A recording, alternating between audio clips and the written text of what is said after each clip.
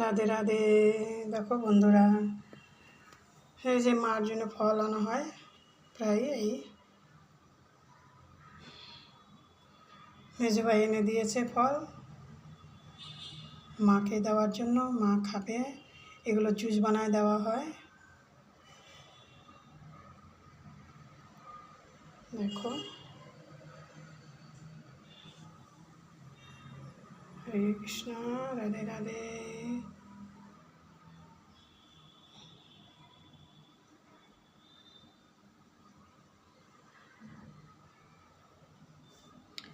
বেদানাগুলো অনেক বড় বড়, কিন্তু তবুও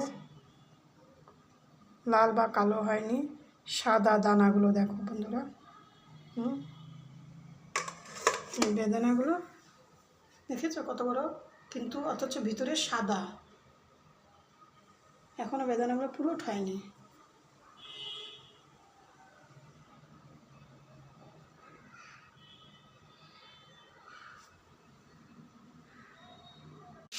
দেখো বন্ধুরা, এর মধ্যে আমি দিয়েছি সজনা, পটল, পেঁপে, কোয়াশ, টমেটো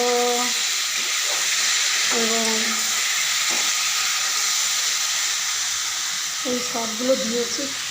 দেখো বন্ধুরা, এর মধ্যে দিয়েছি পটল, কোয়াশ, পেঁপে, ঝিঙা, সজনা, টমেটো, জিরা সম্বাদ দিয়েছি, তেজপাতা সম্বাদ দিয়েছি। এর মধ্যে আদা ও পোস্ত বাটা, তা এই দিয়ে এই পনিরে রসা করব, পাতলা করে রসা করব পোস্ত বাটা দিয়ে।